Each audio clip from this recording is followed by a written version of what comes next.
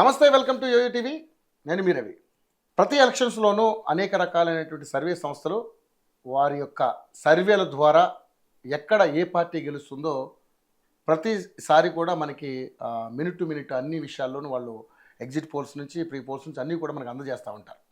So నిజంగానే మరి last time 2023 ఎలక్షన్స్లో అనేక సంస్థలు తెలంగాణలోను ఆంధ్రాలోను అది దేశవ్యాప్తంగా కూడా మనకి సర్వే సంస్థలు చాలా అనేక రకాలైనటువంటి స్ట్రాటజీస్ ద్వారా మనకి చాలా సమాచారాన్ని అందించాయి. ముఖ్యంగా తెలంగాణలో చూసుకుంటే బీకాన్ అనే సంస్థ కూడా సర్వే చేసింది. ఆ సర్వేలో దాదాపుగా 2023 ఎలక్షన్స్లో ఇక్కడ 64 సీట్లు కాంగ్రెస్ పార్టీ సాధిస్తుందని గంటాపదంగా చెప్పి ఈరోజు సక్సెస్ సాధించినటువంటి విషయాన్ని మనకు తెలుసు. దానికి సంబంధించినటువంటి ఆ సంస్థకు సంబంధించినటువంటి అధ్యక్షులు మధు గారు మనతో పాటు ఉన్నారు. ఆయన డేటా అనలిస్ట్, అదేవిధంగా స్ట్రాటజిస్ట్ అండ్ సెఫాలజిస్ట్ కూడా. సో మరి మధు గారిని అడుగుదాం. నిజంగానే ఇప్పుడు తెలంగాణలోను ఇటు ఆంధ్రాలోను ఆయన చెప్పినట్టుగా కొంచెం జరిగినప్పటికీ కూడా మరి దేశంలో ఏ విధంగా ఉంది ఇప్పుడు? ఎందుకంటే హర్యానా ఉంది, తర్వాత జమ్మూ కాశ్మీర్ ఉంది, తర్వాత జమిలీ ఎలక్షన్స్ ఉన్నాయి. వీటన్నిటి మీద అప్పుడు ఆయన స్ట్రాటజీస్ కానీ ఆయన యొక్క సర్వే కానీ ఏ విధంగా ఉందో ఆయన మాటలను తెలుసుకునే ప్రయత్నం చేద్దాం. మధు గారు నమస్తే అండి. గుడ్ మార్నింగ్ రవి గారు. మధు గారు, నిజంగా మొన్న 2023లో తెలంగాణలో కాంగ్రెస్ పార్టీ 64 సాధిస్తుంది సీట్లు అని చెప్పేసి మీరు ఇచ్చిన సర్వే రిపోర్టు పక్కాగా 100% తేలింది, తేటతెల్లమైంది. సో మరి ఏంటి సార్, నిజంగానే అంటే ఆంధ్రాలో కూడా చెప్పారు కొంచెం అటు ఇటుగా, అంటే అదే 164 సీట్లు వచ్చినాయి కూటమి ద్వారా, మీరు 110 అన్నారు, వాళ్ళకు ఒక 60 అన్నారు అది వైసీపీకి. సో అక్కడ కొంచెం అంటే మొత్తానికైతే అధికారంలో కూటమి ఉంటుందని అన్నారు. సో మరి ఇప్పుడు ఎమ్మెల్సీలో కూడా తీర్మానం మల్లన్న పక్కా గెలుస్తాడని చెప్పేసి మీరు చెప్పడం జరిగింది. సో ఇప్పుడు హర్యానా ఉంది, జమ్మూ కాశ్మీర్ ఉంది, దాని మీద కూడా చాలా సంస్థల్లో మీడియా మాధ్యమాల్లో మీరు సర్వే రిపోర్టుల ద్వారా వాటి గురించి కూడా వివరిస్తున్నారు. నిజంగానే మరి ఇప్పుడు ఎలా ఉండబోతుంది మరి? సో థ్యాంక్ యూ రవి గారు. యాక్చువల్గా మనం 2022 అసెంబ్లీలో చెప్పినప్పుడు 64 సీట్లు వస్తాయి అనేది పర్ఫెక్ట్గా, అంటే ఏ నియోజకవర్గంలో ఎవరు గెలుస్తున్నారు, ఎంత మెజార్టీతో గెలుస్తున్నారు అనేది చెప్పినాము. చాలా మంది నమ్మలా, అవును ఏదో చెప్తున్నారులే అని అన్నారు, హ్యాట్రిక్ వస్తుంది అని అనుకున్నారు. చాలా అంటే మనం అంతర్గతంగా చేసుకుంటూ దాన్ని పబ్లిష్ చేయడం జరిగింది. పార్లమెంట్ ఎలక్షన్స్లో ఓట్ ట్రాన్స్ఫర్ ఎట్లా అవుతుంది టీఆర్ఎస్ నుంచి బీజేపీకి అనేది ఒక 1 month బిఫోర్ ఈ ప్రాంతంలో జరుగుతుందని చెప్పినాం. ఒక మహబూబ్నగర్ త్రిలో ఒకటి తప్పింది, అంటే మేము ఇచ్చినటువంటిది మహబూబ్నగర్ ఒక 5,000 మెజార్టీ దగ్గర దాకా వచ్చిపోయింది. మిగతా ఓట్తో సహా అంటే 1,30,000, 1,20,000, 2 లక్షల, 3 లక్షల డే టు డే, ఈ వీక్ ఇంత మెజారిటీ, నెక్స్ట్ వీక్ ఇంత మెజారిటీ, నెక్స్ట్ వీక్ పెరుగుతుంది, చేతులు ఎత్తేసినారు. ఈ రకంగా మనం స్ట్రాటజీ చెప్పుకోవడం జరిగింది. ఎవరు ఒప్పుకున్నా ఒప్పుకోకపోయినా అది జరిగింది, అదే అక్కడ వరకు కరెక్ట్ గా జరిగింది. తీర్మానం వల్ల జరిగినప్పుడు కూడా కాంగ్రెస్ పార్టీ ఎంతవరకు సపోర్ట్ చేసింది, ఆయన టీం ఎంత సపోర్ట్ చేసింది, దానిపై బీజేపీ జిల్లాలు నల్గొండ దాంట్లో స్ట్రాంగ్ ఉంది, తర్వాత వరంగల్లో ఎట్లుంది అంత పర్ఫెక్ట్గా చెప్పి ఎక్కడికి వస్తే మళ్ళీ నాకు ఇబ్బంది అవుతుంది అనేది కూడా ముందు రోజు మనం పబ్లిష్ చేయడం జరిగింది. ప్రీ పోల్లో, ఎగ్జిట్ పోల్ కాకముందు 35% వరకు వచ్చిన తర్వాత ఇబ్బంది అవుతుంది అన్న కొంచెం అక్కడ అటు ఇటు జరిగింది. కాకపోతే గెలుస్తాడు అనేది మాత్రం పర్ఫెక్ట్గా చెప్పడం జరిగింది. ఆ తర్వాత ఫస్ట్ టైం మన తెలంగాణ నుంచి మా సంస్థ నేషనల్ లెవెల్లోకి వెళ్ళిపోయింది. ఏది హర్యానా, జమ్మూ కాశ్మీర్. హర్యానాలో మా టీం చేసింది, జమ్మూ కాశ్మీర్లో మటుకు అక్కడ ఉన్నటువంటి ఒక లోకల్ న్యూస్, అదేవిధంగా ఒక నేషనల్ పేపర్తో మేము టైఅప్ ఇవ్వడం జరిగింది. డేటా వాళ్ళు కలెక్ట్ చేసినారు, అనాలిసిస్ మేము చేసారు, హైదరాబాద్ నుంచి చేసి ఎప్పటికప్పుడు రిపోర్ట్ పబ్లిష్ చేయడం జరిగింది. సో వాళ్ళ పేర్లు అంటే మనకున్న అంతర్గత ఒప్పందం ప్రకారం చెప్పరాదు. లోకల్ వచ్చేసి బలూచిస్తాన్ టైమ్స్ అని చెప్పేసి ఒక పేపరు, లోకల్ పేపర్, చాలా మంచి ఇన్ఫర్మేషన్ ఉంటుంది వాళ్ళ దగ్గర డే టు డే. అది చాలా కష్టమైంది అనాలిసిస్ చేయడం జమ్మూ కాశ్మీర్. అంటే నేను చేసిన దాంట్లో హైయెస్ట్ కాంప్లికేషన్ ఏంటంటే జమ్మూ కాశ్మీర్ చాలా ఛాలెంజింగ్ ఉంది. ఒక 1 week 3 దఫాలుగా జరిగింది. ఒక దఫా ఓ రకంగా ఉంది, ఒక దఫా ఓ రకంగా ఉంది.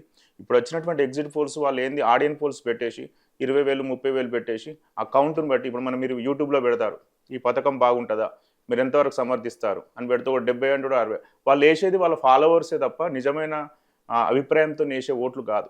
సో అట్లాంటిది మేము ప్రామాణికంగా తీసుకోకుండా రియల్ గ్రౌండ్ అనేది మేము పబ్లిష్ చేయడం జరిగింది. అది మా సక్సెస్. సో హర్యానా విషయానికి వద్దాం ఫస్ట్, తర్వాత జమ్మూ కాశ్మీర్కి వెళ్దాం. హర్యానాది వెరీ క్లియర్, హర్యానాకు అనేది కాంగ్రెస్ పార్టీ హస్తగతం చేసుకోబోతుంది. కానీ మీరు 50 నుంచి 55 వరకు అన్నారు. 50 నుంచి 55, 45% ఓట్ షేరింగ్ నుంచి 47 మధ్యలో వస్తుంది. కానీ ఇప్పుడు అక్కడ అధికారంలో ఉన్నది బీజేపీ. కానీ మరి ఉందంటారా నిజంగానే కాంగ్రెస్ పార్టీకి అంత అవకాశం ఉందంటారా? ఎందుకంటే మనం చూసుకుంటే ఇప్పుడు మనకు తెలంగాణ అండ్ కర్ణాటక ఇంకో దగ్గరే వాళ్ళు 3 చోట్లే ఉన్నారు వాళ్ళు అధికారంలో. కేవలం 3 రాష్ట్రాల్లోనే అధికారంలో ఉన్నారు. మరి ఇప్పుడు అలాంటి నెక్స్ట్ పరిస్థితులు మారే అవకాశం ఉందంటారా? పరిస్థితులు మారంటే దీనికంటే ముందు చెప్పుకోవడానికి మనం పాత స్ట్రాటజీ చూసుకోవాలా. 2014 ఎలక్షన్లో వాళ్ళకు 10 బీజేపీ గెలిస్తే 0 కాంగ్రెస్ గెలిచింది ఎంపీ ఎలక్షన్స్లో. 2019 ఎలక్షన్లకు వచ్చేసరికి 2019 నేను చెప్పింది 10-0. సో ఇప్పుడు ఏమైంది 5-5కి వచ్చింది. అది 2 సార్లు కూడా బీజేపీ గవర్నమెంట్ ఉంది. ఫస్ట్ టైం వాళ్ళు స్వతంత్రంగా గవర్నమెంట్ ఏర్పాటు చేసినారు 2014లో. 2018లో జేజేపీ అనే ఒక పార్టీ దేవిలాల్ కుమారుడు అనేటువంటి దుష్వంత్ సింగ్ సహకారంతో ఏర్పాటు చేయడం జరిగింది. అంటే గ్రౌండ్ ఫాల్ ఎట్లా జరుగుతుంది అనేది మనకు అర్థమైపోయింది అక్కడ. అంటే స్లోగా ప్రజలు తీర్పు ఇస్తున్నారు అంటే మనకు తెలిసిపోతుంది ఎట్లా జరుగుతుంది ఏంది అనేది. సో ఫస్ట్ టైం వచ్చేసి ఒక 70% యాంటీ ఇంకంబెన్సీ ఉంది. తర్వాత కొద్దిగా 50%కి వచ్చింది. మొన్న పార్లమెంట్ ఎలక్షన్ లో చూసినట్లయితే 2024 పార్లమెంట్ ఎలక్షన్ లో చూసినట్లయితే మనకు 43 కాంగ్రెస్ కి వచ్చింది, 45 బీజేపీకి వచ్చింది. 5 సీట్లు గెలిచినారు. ఓడిపోయిన సీట్లు కూడా చాలా తక్కువ మెజారిటీతో ఓడిపోవడం జరిగింది. అంటే అక్కడ యాంటీ ఇంకంబెంట్స్ ఉంది. అంటే మోడీ దగ్గరగా ఉన్నాడు, మోడీ ప్రభావం వల్ల ఆయనతో యాంటీ ఇంకంబెంట్స్ తగ్గించగలిగినారు. అదే సిచ్యువేషన్ కనుక సౌత్ లో ఉంటే, అంటే ఎగ్జాంపుల్ హర్యానా అనే రాష్ట్రం కనుక సౌత్ ఇండియాలో ఉండేది ఉంటే ఇంకా విపరీతమైన ఆంధ్ర రిజల్ట్స్ వచ్చేటి. అది ఢిల్లీకి దగ్గర ఉండడం వల్ల అమిత్ షా మరి మోడీ గారు ప్రత్యేకంగా ఫోకస్ ఉండడం వల్ల ఆ యాంటీ ఇంకంబెంట్స్ ని కొంతవరకు తగ్గించగలిగినారు. అయినప్పటికీ అది మోడీ చరిష్మాకు సంబంధించినటువంటి విషయం కాదు. మేము ఇది రకాలుగా మా పబ్లిష్ రిపోర్ట్లో కూడా క్లియర్గా చెప్పినాం వేరే ఛానల్లో కూడా. జై జవాన్, జై కిసాన్, జై పహల్వాన్, ఆ 3 విషయాలను విస్మరించినారు వాళ్ళు. జాట్ అనేటువంటి వాళ్ళను విస్మరించినారు, ఎస్సీలను విస్మరించినారు. సో చాలా కేస్ స్టడీ ఉంది అక్కడ. కాంగ్రెస్ గెలుస్తుంది అనడానికి చాలా విషయాలు మనకు ఉన్నాయి. రెజ్లర్ వినేష్ పోగట్ది అది కూడా చాలా ఇష్యూ ఉంది. రైతు సాగు చట్టాలు, రైతు ఉద్యమాలు, మినిమం మద్దతు ధర, కనీస మద్దతు ధర, మినిమం సపోర్ట్ ప్రైస్, అది కూడా అగ్నివీర్ ఏదైతే సైనికులు 4 సంవత్సరాల తర్వాత ఇవన్నీ కూడా హర్యానా యొక్క సెంటిమెంట్ రగిల్చే విషయాలు. ఇవన్నీ కాంగ్రెస్ వర్కౌట్ అవుతాయి అంటారు ఈసారి. అయితే ఇక్కడ కూడా ఏంటంటే జాట్లు వచ్చేసి 29-28% ఉంది కదా జాట్స్. వాళ్ళ ఆధిపత్యం ఇక్కడ ఎట్లయితే కొంచెం అగ్రవర్గాలుగా ఉంటారో తెలంగాణ, ఆంధ్రాలో అలాంటి వాళ్ళు అంటే వాళ్ళు ఎలాంటి వాళ్ళు అంటే అధికారం కోసం ఎంత కోసమైనా వాళ్ళంతా ఒక యూనిటీగా ఉంటారు. సో అది జాట్స్ స్పెషలిస్ట్. అంటే ఒక పట్వారీ స్టైల్, పహల్వాన్ స్టైల్, అంటే వాళ్ళు ఒక అగ్రెసివ్ మోడ్ లో జాట్స్. సో ఆ జాట్స్ ను ఎందుకు మరి బీజేపీ 10 సంవత్సరాల నుంచి కూడా కొద్దిగా విస్మరించింది. అంటే వీళ్ళం కాదు, మనం వేరే స్ట్రాటజీతో పోదామని నడిచింది, కానీ ఈసారి ఎందుకు నడవలేకపోయింది. సో ఇంకొకటి ఏంటంటే చాలా యాంటీ ఇంకంబెంట్స్ సీట్లు మార్చింది. మన ఇంపార్టెంట్ విషయం ఏంటంటే 2019లో ఇచ్చిన సీట్లలో దాదాపు 20 సీట్లను మార్చింది బీజేపీ. సో ఎవరైతే టికెట్ ఇయ్యని వాళ్ళు కొంత వ్యతిరేకతగా పోటీ చేసినారు. కాంగ్రెస్ ఏం చేసిందంటే స్ట్రాటజిక్ గా ఎవరైతే లాస్ట్ ఎలక్షన్ లో ఓడిపోయినరో వాళ్ళకి 20 సీట్లు ఇచ్చినది, 17-18 సీట్లు ఇచ్చింది. అది సింపతి అవుతుంది. ఇప్పుడు ఎగ్జాంపుల్ మీరు ఉన్నారు, లాస్ట్ ఎలక్షన్ లో ఓడిపోయినారు, సో మళ్ళీ మీకే సీట్ ఇచ్చిండ్రు అంటే దాని ఉద్దేశం ఏంటంటే సరే లాస్ట్ టైం ఓడిపోయింది కదా, మళ్ళీ అట్లాంటి స్ట్రాటజీ ఒకటి ఉంది. తర్వాత ఎస్సీ కమ్యూనిటీని సెల్జా ఫస్ట్ దూరంగా ఉంది, చాలా బలమైన నాయకురాలు ఆమె. సో ఆమెను కూడా లాస్ట్ 4-5 రోజులు కన్విన్స్ చేయడం వల్ల అది కూడా సక్సెస్ అయినారు. అంటే ఎస్సీ షేర్ను, ఓట్ షేర్ను అది ఒక 17 సీట్లు ఉంటాయి, 17% తోని 15 సీట్ల వరకు ఉంటాయి. వాటిని కూడా ప్రాపర్గా హ్యాండిల్ చేయగలిగింది. సో మనం చెప్తున్నాము అంటే దానికి చాలా పర్మిటేషన్స్ అండ్ కాంబినేషన్స్ ఉంటావు, ఒక దాంతో కాదు. సో ఇట్లా యాంటీ ఇంకంబెంట్స్ ఓటు అంటే ప్రభుత్వ వ్యతిరేకత ఓటు వర్సెస్ స్ప్లిటింగ్, అంటే ఏదైతే బీజేపీ స్ప్లిట్ చేస్తామనుకున్న స్ట్రాటజీలో వ్యతిరేకత అనేది గెలిచింది లాస్ట్ వరకు కూడా మేము అబ్జర్వ్ చేసినాము. 10 రోజుల వరకు కూడా ఇది ఇటు వస్తుందా అటు వస్తుందా, అంటే బీజేపీ ఎక్కడ సక్సెస్ అవుతుందా, ఏది ఈ వ్యతిరేక ఓట్లను చీల్చేయడం ద్వారా సక్సెస్ అవుతుందా అనేది. 1000 మంది పోటీ చేసినారు అంత చిన్న రాష్ట్రంలో. ఈసారి 90 అసెంబ్లీ నియోజకవర్గాల్లో 1000 మంది పోటీ చేసినారు. అంటే ఆ 1000 మందిలో అసలుగా గెలిచే వాళ్ళు, డిపాజిట్ రాని వాళ్ళు ఉంటారు. కానీ స్ట్రాటజీ ఏంటంటే దాంట్లో ఎక్కువ మంది బీజేపీ వాళ్ళు స్వతంత్రంగా పోటీ చేయించిన వాళ్ళు ఉన్నారు. ఇప్పుడు నయాబ్ సింగ్ సైని అని చెప్పేసి ప్రస్తుత ముఖ్యమంత్రి ఉన్నాడు కదా, అతని మీద 7 జాట్లు పోటీ చేసినారు. అంటే ఆ ఓట్లు చీల్చడం ద్వారా ఇతను గెలిపించాలి అనే అట్లా చాలా నియోజకవర్గాల్లో చూసినాం. ఒక్కొక్క నియోజకవర్గంలో ఒక్కొక్క స్ట్రాటజీ ఉంది. గుర్గాన్ పోతే ఒకటి ఉంది, తర్వాత యమునా నగర్లో ఒకటి ఉంది, కురుక్షేత్రాలో ఒకటి ఉంది, అంబాలాలో ఒకటి ఉంది. సో ఇట్లా మనం చూసుకుంటూ పోతే ముస్లిం మైనారిటీ ఓట్లు కూడా మేము ఓట్ షేరింగ్ చూసినాం. ఫతేబాద్ మోవా అని ఒక 2-3 ప్లేసుల్లో 75% అయింది రాత్రి 9 వరకు. అంటే దాని ఉద్దేశం అక్కడ ముస్లిం మైనారిటీ ఓట్లు ఎక్కువ ఉన్నారు. ఎప్పుడైతే మనం గుర్తుపెట్టుకోవాల్సిన విషయం ఏంటంటే ఓట్ షేర్ అనేది ఎక్కువ పెరుగుతుందో యాంటీ ఇంకంబెంట్స్ అనేది అంటే గంపగుత్తగా ఓట్లు పడతాయి. గుర్గావ్ లాంటి ప్రాంతంలో బీజేపీకి సాంప్రదాయ ఓట్లు ఉన్నాయి, హిందూ ఓట్లు. ఆడ ఓటింగ్ పర్సెంటేజ్ 54 అయింది. అంటే సాంప్రదాయ ఓట్లు కూడా మళ్లించడంలో కొంచెం విఫలమైంది. ఒక 4-5 లక్షల మంది కొత్త ఓటర్లు బీజేపీకి కొంత సపోర్ట్ చేసినారు. సో ఇలాంటి అనేక కాంబినేషన్స్ పర్మిటేషన్స్ కనుక తీసుకుంటే భూపిందర్ హుడా మేము చేసిన సర్వేలో is the best chief minister compare to all అనేది అయితే మాకు వచ్చింది. 35% 40% సపోర్ట్ చేసినారు ప్రజలు. ఈయన అయితే చేయగలరు. జాట్ నాయకుడు కుమారి సెల్జా, తర్వాత నయాబ్ సింగ్ సైని, వీళ్ళిద్దరు తర్వాత ప్లేస్లో ఉన్నారు. ముఖ్యమంత్రి అభ్యర్థులు ఎవరు బలమైన వారు అని చెప్పుకుంటే. సో అప్పుడే మాకు అనిపించింది జాట్లు ఓకే వీళ్ళెంబడే ఉన్నారు అనేది అర్థమైంది. సో ఓబీసీ బ్రాహ్మిన్స్ ఏదైతే ఉన్నారో ఓబీసీ బ్రాహ్మిన్స్ తోని మన బీజేపీ వెళ్ళింది. ఇప్పుడు లాస్ట్ బీజేపీ ప్రెసిడెంట్ కూడా బ్రాహ్మణ్కి ఇచ్చినారు. లాస్ట్ టైం మొత్తం పంజాబీ వ్యక్తి కట్టార్, తర్వాత ఇప్పుడున్నటువంటి షైని ఓబీసీ నాయకుడు.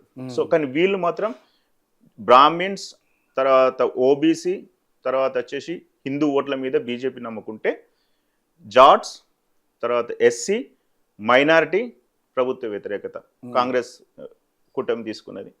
సో ఈ 2 కాంబినేషన్స్లో పర్మిటేషన్లో మనం పర్సంటేజ్ చూస్తే ఇదే ముందంజలో ఉంది. ఆ ప్రభుత్వ ఓటు కూడా పూర్తి స్థాయిలో చీల్చలేకపోయారు. దానికి ఒక కారణం ఉంది. ప్రభుత్వ ఓట్లు ఎవరు వ్యతిరేకత ఓట్లు ఎవరు చీల్చాలి అంటే జేజేపీ పార్టీ చీల్చాలి. దుష్వంత్ సింగ్ వారు జేజేపీ పార్టీ. తర్వాత వచ్చేసి మనకు ఐఎన్ఎల్డి అని ఒక ఇండియన్ నేషనల్ లోక్ దళ ఒకటి ఉంటది, అది చీల్చాలి. ఆమ్ ఆద్మీ పార్టీ చీల్చాలి. తర్వాత బీఎస్పీ చీల్చాలి. ఎస్పీ కాన్షీరామ్ ఆజాద్ పార్టీ ఒకటి, అది చీల్చాలి. వీళ్ళు ప్రభావం చూపెట్టలేకపోయారు. వీళ్ళు కనుక వీళ్ళకి ఎంత ఉంటుంది మాత్రం పర్సెంటేజ్? వీళ్ళ 15% వరకు వస్తుందండి. మొత్తం 15, దాదాపు 7-8 సీట్ల వరకు వీళ్ళు గెలుచుకునే అవకాశం ఉంటుంది అన్ని కలిపి. వీళ్ళు ఒకవేళ బాగా ఓట్లు చీల్చేస్తే కాంగ్రెస్ కు చాలా మైనస్ అయ్యేది. ఎందుకంటే దీనిలో ఎస్సీ పార్టీలు ఉన్నాయి, మాదిగ సామాజిక సంబంధించిన పార్టీలు ఉన్నాయి, తర్వాత బలహీన వర్గాలను సపోర్ట్ చేసే పార్టీలు ఉన్నాయి, అన్ని రకాలుగా ఉన్నాయి. ఒక ఇంటెలెక్చువల్ పార్టీలు ఉన్నాయి, ఆమ్ ఆద్మీ లాంటి పార్టీలు ఉన్నా కానీ వాళ్ళు ఎందుకో ప్రభావం చూపెట్టలేకపోయారు. ఎందుకంటే వీళ్ళకేసి లాస్ట్ టైం ప్రభుత్వంలో జేజేపీ పార్టీ ఉంది, దుష్వంత్ సింగ్ జేజేపీ పార్టీ, దేవిలాల్ సంతతికి సంబంధించిన పార్టీ. వాళ్ళు ఏం చేసిందంటే వాళ్ళకి అంతో కొంత ప్రభావం ఉండే. లాస్ట్ ఎలక్షన్లో 18% వచ్చింది. లాస్ట్ ఎలక్షన్స్లో వాళ్ళు గవర్నమెంట్లో ఉన్నారు. అయినప్పటికీ ఆ ప్రభుత్వ వ్యతిరేకత వీళ్ళకు కూడా ఆపాదించబడి లాస్ట్ ఎంపీ ఎలక్షన్లో వాళ్ళ పర్సంటేజ్ 1% అండి. 18% నుంచి 1%కి వచ్చింది. ఎవరు? జేజేపీ. సో ఇట్లా మనం చాలా క్యాలిక్యులేషన్స్ ఉంటాయి, చాలా అనాలిసిస్ స్ట్రాటజీలో ఎట్లా జరిగింది అంటే ఈ ఒక్కరోజు మనం తీసుకోము. 2009, 2014, 2019, 2024 వర్టికల్గా మనం క్యాలిక్యులేషన్ చేస్తే ఉన్న డేటాతోని అప్పుడు మనకు వచ్చేది అసలైన రిజల్ట్. దాంట్లో డిఫరెంట్ కాంబినేషన్స్ ఉంటాయి. ఫార్మర్స్ ఎంత ఉంటారు, కొత్త ఓటర్లు ఎంత ఉంటారు, హిందూ ఓటర్లు ఎట్లుంటారు, ముస్లిం ఓటర్స్ ఎట్లుంటారు, ఫర్ క్యాప్టా అంటే గుర్గావ్లో ఎక్కువ ఉంది, అంబాలా లాంటి ప్రాంతంలో తక్కువ ఉంది. సో అక్కడ కూడా ఆర్థిక అసమానతలు ఉన్నాయి. నిరుద్యోగం ఎట్లా పెట్టరైపోయింది, ఇన్ఫ్లేషన్ ఎక్కువ వచ్చింది, అట్లా అన్ని రకాల కంపెనీలు వచ్చినాయి. ఇవన్నీ చూసుకొని మనము వాళ్ళ పోలింగ్ అంటే ఎట్లా జరుగుతుందని చూసిన తర్వాత మనం రిజల్ట్ చెప్తాం తప్ప ఏదో చెప్పడం అనేది. అందుకోసం మేము ఏది చెప్పినా కాన్ఫిడెంట్ గా చెప్తాం. అంటే మేము ఇదివరకు అంటే ప్రీపోల్ లో కూడా లాస్ట్ వీడియోస్ మీరు చూసినారు కదా, ఎంపీ ఎలక్షన్ లో కూడా ఎగ్జాక్ట్ గా ఇంత ఓటు జరుగుతుంది అంటే అంత ఓటు జరుగుతుంది. ఎంపీ ఎలక్షన్స్ లో 9 అన్నారు కాంగ్రెస్ కి, 8 వచ్చినాయి. మా స్ట్రాటజీ ప్రకారం మహబూబ్ నగర్ కు పోకూడదు. అది కొంచెం కాంగ్రెస్ పార్టీ లాస్ట్ మినిట్ లో స్ట్రాటజిక్ ప్లాన్ కొద్దిగా మిస్ అవడం వల్ల అది మిస్ అయింది. ఇది బీఆర్ఎస్ కి 0 అన్నారు. బీఆర్ఎస్ స్టార్టింగ్ 0 అని చెప్పి. రైట్. ఇక ముఖ్యంగా చూసుకుంటే జమ్మూ కాశ్మీర్ ఇది కొంచెం సెన్సిటివ్ ఏరియా కాబట్టి మరి ఏంటి సార్ ఇక్కడ బీజేపీకి అవకాశం ఉందా? మీరు మామూలుగా బీజేపీకి అయితే 25 to 35 ఇచ్చారు, 30 సారీ, కాంగ్రెస్కి వచ్చేసి 30 to 35 ఇచ్చారు. సో ఏంటి మరి ఇక్కడ కూడా కాంగ్రెస్కే అవకాశం ఉంది అని అంటున్నారు. అంటే ఏంటి కొంత సెక్యులర్ అంటే మెయింటైన్ చేసే అవకాశం ఉందంటారు ఇక్కడ? జమ్మూ కాశ్మీర్ 2014లో చివరి ఎలక్షన్స్ అంటారు రవి గారు. 2014లో అప్పుడు ఎవరున్నారు? బీజేపీ గవర్నమెంట్, పీడీపీ ఉండే. మహమ్మద్ ముఫ్తీ ఆమె ఏం చేసింది, మన ముఖ్యమంత్రిగా ఉండే. సో అప్పుడు బీజేపీ కొంత తక్కువ ఉండే ప్రభావం. తర్వాత ఆర్టికల్ 370 తీసుకొచ్చిన తర్వాత వాళ్ళిద్దరు విడిపోయిన తర్వాత ఆర్టికల్ 370 అప్లై చేసేసి ఇద్దరు కలిసి ప్రభుత్వాన్ని ఏర్పాటు చేసినారు, విడిపోయినారు. ఆ తర్వాత కేంద్ర ప్రాంతంలో అన్ని మనకు తెలిసినాయి. So present first time elections వచ్చినాయి కదా, అవును ఎలక్షన్స్ వచ్చిన తర్వాత ఇప్పుడు హర్యానాతో పాటు ఇది వచ్చింది. అవును హర్యానా వేవ్ ఏదైతే కాంగ్రెస్ కు పాజిటివ్ వచ్చిందో ఉమ్. దాని ఒక 5 to 10% దీని కూడా ఆపాదించబడ్డది. అంటే ఎఫెక్ట్ పడదంటారా ఎప్పుడు మీరు చూడండి, ఇది హర్యానా గెలుస్తుంది అని చెప్పేసి నేను ఒక్కరినే కాదు, చాలా రోజుల నుంచి చాలా మంది విశ్లేషకులు కూడా చెప్తున్నారు. కాకపోతే హర్యానాలో ఇవన్నీ కట్టడి చేయడంలో బీజేపీ ముఖ్యమంత్రులు విఫలమైనారు.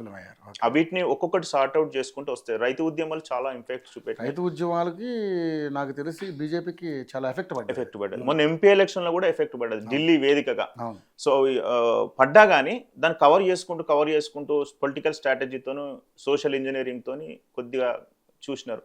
కానీ అది కంట్రోల్ కొన్ని రోజులు చేయగలుగుతాం. ఏదైనా పబ్లిక్ పల్స్ ను కొన్ని రోజులు మేనేజ్ చేయగలుగుతాం. కొన్ని ఒకనొక స్టేజ్ తర్వాత ఎవరి తరం కాదు చేయడం అనేది.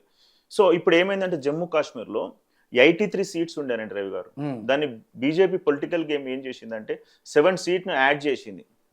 బైఫర్గేషన్ డిలిమిటేషన్ లో 7 సీట్లు యాడ్ చేసింది. 90 అయింది. ఆ 90 కూడా వాళ్ళకు అనుకున్న ప్రాంతంలో పెంచుకుంది సీట్లు. అంటే ఇప్పుడు బీజేపీ కూడా పేటెంట్ రైట్ హిందూ విధానం మీద జమ్మూ కాశ్మీర్ మీద ఆర్టికల్ 370 మీద బీజేపీకి ఉన్న, బీజేపీ కూడా పొలిటికల్ పార్టీ, వాళ్ళు కూడా పొలిటికల్ స్ట్రాటజీ అప్లై చేయాల్సిందే. సో అది ఫస్ట్ స్ట్రాటజీ, ఏది వాళ్ళు సీట్లు పెంచడం అనేది. సెకండ్ ఏం చేసిందంటే జమ్మూలో బీజేపీకి బలంగా ఉంది, కాశ్మీర్లో లేదు. ఏది ఏం చెప్పినా ఎవరు ఒప్పుకున్నా ఒప్పుకోకపోయినా ముస్లిం ఓటు బీజేపీకి మళ్లించడం అనేది చాలా క్రిటికల్, చాలా కష్టం. అట్లా మళ్లించిన అంటే వాడు ఇంటెలెక్చువల్ అయి ఉండాలి, వాడు బాగా ఆలోచించాలి, దేశభక్తి ఉండాలి. ఇంపాసిబుల్ అనుకుంటున్నాను. ఉంది కొన్ని ప్లేసుల్లో ఉంది. అది బీజేపీ ఇప్పుడు అక్కడ కిషన్ రెడ్డి గారు ఇన్ఛార్జ్, చాలా కష్టపడ్డాడు. కిషన్ రెడ్డి రామ్ మాధవ్ గారిని ఇన్ఛార్జ్ చేసినారు. చాలా అది మనకు అర్థం కాదు అది ఎవరు ఎటు పోతుంది అనేది. సో జమ్మూ ఆ విధంగా జరిగింది. సో కాశ్మీర్ లో వచ్చేసరికి పూర్తిగా ఎగనెస్ట్ గా ఉంది ఎవరికి, బీజేపీకి. సో జమ్మూతోని వీళ్ళు గుంజుగా రాలేకపోయినారు. కాశ్మీర్ కొద్దిగా మైనస్ అవుట్ లా ఈ రకమైన రిజల్ట్స్ వస్తున్నాయి. ఒకటి. సెకండ్ స్ట్రాటజీ ఏంటంటే బీజేపీ చాలా రకాలుగా ప్రయత్నం చేసింది. ఇప్పుడు గులాబ్ నబీ ఆజాద్ మీకు తెలిసి ఉంటుంది, 40 సంవత్సరాలు ఆయన వీడ్కోలు పార్టీ రాజ్యసభలో మోడీ చాలా భయంకరంగా పొగిడినాడు. గులాబ్ నబీ ఆజాద్ లాంటి వాడు లేడు, అసలు ఇలాంటి వ్యక్తిని ఎప్పుడు చూడలేదు అని చెప్పేసి ఫస్ట్ పొలిటికల్ స్ట్రాటజీ అప్లై చేసినాడు. ఎందుకంటే ఆయన ఉన్న ఓటర్లు, అభిమానులు, మద్దతుదారులు ఎవరైతే ఆయన సింపతి ఓట్స్ ఉంటాయో అవన్నీ కూడా బీజేపీకి రావడంలో ఫస్ట్ స్ట్రాటజీ అప్లై చేసినాడు. అది మనకు తెలియదు. సో వాట్ వీఆర్ అనుకుంటామంటే మోడీ ప్రతిపక్ష నాయకులు కూడా పోగలుగుతాడు, అంత బ్రాడ్ నేచర్ అని మనం అనుకుంటాం. సో దేనికైనా పొలిటికల్ ఎజెండా బ్యాక్ ఎండ్ లేకుంటే ఒక పొలిటీషియన్ ఎప్పుడు మాట్లాడాడు. So that is the first. కొంత స్ట్రాటజీ మాట్లాడతారు. అది రీచ్ అయ్యి ఎక్కడ ఇంపాక్ట్ అవుతుంది అనేది మనకు ప్రాక్టికల్ గా వచ్చిన తర్వాత తెలుస్తుంది. రెండోది ఏంటంటే సో ఎక్కడైతే కాశ్మీర్ ప్రాంతంలో చాలా ముస్లిం సంస్థలు ఉన్నాయి, మాకు స్వతంత్రంగా ఉండాలి అని చెప్పేసి ఇప్పటికీ ఉన్నాయి. వేర్పాటు కావాలి, పాకిస్తాన్లో కలపాలి, లేకపోతే స్వతంత్రంగా ఉండాలి, మాకు ఈ రాష్ట్రము ఇట్లా వద్దు, భారతదేశంతో పాటు వద్దు అనేది అసలైన నినాదం. అయోధ్య పేటెంట్ రైట్ బీజేపీకే, ఆర్టికల్ 370 అనేది కూడా బీజేపీకే పేటెంట్ రైట్. అయోధ్యలో గెలవలేకపోయింది మొన్న. అది పొలిటికల్ గేమ్. అదేనండి నేను చెప్పేది ఏంటంటే రాజకీయ పార్టీలు ఎప్పుడు కూడా ఒక నినాదం నమ్ముకొని పోతే కష్టం. లోకల్ పరిస్థితులను కనుక అవగాహన చేసుకుంటే వాళ్ళ స్ట్రాటజీ అది. ఏదైతే రామ మందిరం దృష్టిలో పెట్టుకుని వాళ్ళు చేసిన ఆ నిర్మాణానికి సంబంధించి అక్కడ ఓట్ షేర్ అంతా మందే అనుకుని చాలా. ఇప్పుడు మనం ఎవరు చెప్పుకోకపోయినా కేసీఆర్ గారు అంగీకరించాల్సిన విషయం ఏంటంటే 20 సీట్లు కనుక మార్చగలిగితే, 20-30 సీట్లు కనుక మార్చగలిగితే ఎలక్షన్ లో తారుమారేటి రిజల్ట్స్ స్టార్ట్. ఇప్పుడు ఒకసారి రెండోసారి ఉంటదండి. 3.0 రావాలంటే చాలా కష్టం. నెహ్రూ గారికి ఒకసారి వచ్చింది, తర్వాత మోడీ గారికి వచ్చింది. మీరు ఎన్ని ఎగ్జిట్ పోల్స్ చెప్పినాయి అంటే మోడీ 400 और एक बार 400 370 అని అన్నారు కదా, ఎగ్జాక్ట్ గా మ్యాజిక్ ఫిగర్ దక్కించుకోవడానికి చాలా కష్టపడాల్సి వచ్చింది. 240 ఎప్పుడు గానీ మత నినాదంతో గానీ ఏకసూత్రంతో గానీ ఎజెండాతో పోతే ఓట్లు పడవు. కింద ఉన్న గ్రౌండ్ పరిస్థితులను అర్థం చేసుకొని ఆ గ్రౌండ్ పరిస్థితులను ఏ విధంగా ఫుల్ఫిల్ చేస్తామని రాజకీయ పార్టీలు చెప్పినప్పుడు ఎన్ని రోజులైనా పార్టీ గెలుస్తూనే ఉంటుంది. అది కేసీఆర్ గారికి రెండు సార్లు అవకాశం ఇచ్చారు. మూడోసారి ఆయన వ్యతిరేకతను గుర్తుపట్టడంలో కూడా విఫలం. రాజకీయ పార్టీ నాయకులు సింగిల్ ఇప్పుడు మీరు ఏది చెప్పినా వింటారండి. కానీ మీరు అంటే నాకు తెలిసి కేసీఆర్ గారు అపర మేధావి అంటారు. ఎందుకు ఆయన లెక్కలు ఎక్కడ తేడా వచ్చింది అర్థం కాలే. అయితే ఒకటండి, ఇప్పుడు మీరు కరెంట్ ఎంపీ 3 సార్లు మేము సీట్ తీసేసినాం అనుకోండి, కొత్త వారికి ప్రోత్సహిస్తే, మీరు వేరే వాళ్ళు మిమ్మల్ని తీసుకొని టికెట్ ఇస్తే మొదటిగా మైనస్ వస్తుంది. సో ఇప్పుడు ఎక్కడైనా కేసీఆర్ మీద వ్యతిరేకత లేదండి, గ్రౌండ్ స్థాయిలో చాలా వ్యతిరేకత. Yes. అది గ్రౌండ్లో ఉన్న లోకల్ ఎమ్మెల్యేలు తర్వాత ఎంపీలు కింద ఉన్నటువంటి పథకాలను అమలు చేయలేకపోవడం, ప్రజలకు అందుబాటులో లేకపోవడం, అక్కడక్కడ అవినీతి జరగడం, ఇవన్నీ కేసీఆర్కి తెలుసు, ఎప్పటి నుంచో హెచ్చరించుకుంటూ వస్తూనే ఉన్నాడు. So this is a ground level, మీరు జాగ్రత్తగా ఉండండి అని వాళ్ళకి తెలుసు విశ్లేషణ. ఇంకోటి ఇక్కడ ఆయన సీట్లు మార్చకపోవడం కూడా పెద్ద ప్రాబ్లం జరిగింది. అవునండి, సీట్లు మార్చితే కొన్ని ప్లేసులలో వచ్చేది. అయితే ఇక్కడ సేమ్ హర్యానా జరిగినటువంటి ఈ యాంటీ ఇంక్యుంబెంట్సే సేమ్ స్ట్రాటజీ జరిగింది. ఈ ప్రజా వ్యతిరేకత ఎవరికి వేయాలి అన్నప్పుడు ఆల్టర్నేట్ గా మధు మంచోడా రవి గారు మంచోడా అంటే నీ మంచోడు కాదన్నప్పుడు ఆటోమేటిక్ గా మీకే పడతాయి ఓట్లు. మీరు చూస్తారు కదా, వీడికి వద్దులే చేసినాం నీకు ఒకసారి వేద్దామని వేస్తారు. అది వాళ్ళ మీ మీద డిపెండ్ అయి ఉంటుంది మీరు ఎట్లా చేస్తారు అనేది. సో ఇట్లా జమ్మూ కాశ్మీర్ లో కూడా మనం టాపిక్ జమ్మూ కాశ్మీర్కి వచ్చేసరికి కాశ్మీర్ లో ఉన్నటువంటి ఏర్పాటువాదులు జమేతా ఇస్లాం తర్వాత హరియత్ కాన్ఫరెన్స్ వీళ్ళు ఎప్పుడు కూడా జమ్మూ కాశ్మీర్ స్వతంత్రంగా ఉంచాలి, పాకిస్తాన్లో కలపాలి అనేటువంటి వాదనలు. వాళ్ళు కూడా ఇలా ఎలక్షన్లో నిలబడ్డారు. అలాంటి సంస్థలు నిషేధించకుండా ఎందుకు, ఇది బీజేపీకి తెలుసు, వీళ్ళు నిలబడితే ఓటు ఎక్కడైనా స్ప్లిట్ అయితే అది బీజేపీకి ఏమైనా లాభం అవుతుందా అనే కాన్సెప్ట్ లో చూసి చూన్నట్టుగా వ్యవహరించినారు ఎవరు, బీజేపీ వాళ్ళు. సో చాలా అంతర్గతంగా చాలా క్యాలిక్యులేషన్స్ ఉన్నాయి అక్కడ. సో ఇప్పుడు కాంగ్రెస్ ఏం చేసింది, పాకిస్తాన్ విదేశాంగ మంత్రి వచ్చేసి మనం జమ్మూని ఇక్కడ కలపాలి అంటే దాని నేషనల్ కాన్ఫరెన్స్ మద్దతు ఇచ్చింది, ఉమర్ అబ్దుల్లా పార్టీ. బీజేపీ మన కాంగ్రెస్ వాళ్ళు సైలెంట్గా ఉన్నారు, ఏంది ఖండించడం కానీ వ్యతిరేకించడం కానీ జరపలే.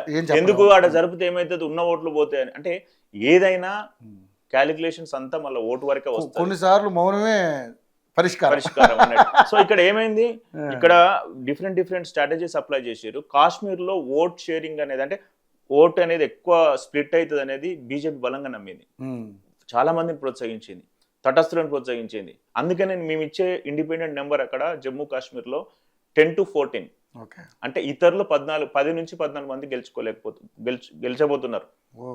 అది రేపు పొద్దున ఖచ్చితంగా దీనిలో ఇంపాక్ట్ అవుతుంది, ఏది గవర్నమెంట్ పాత్రలో.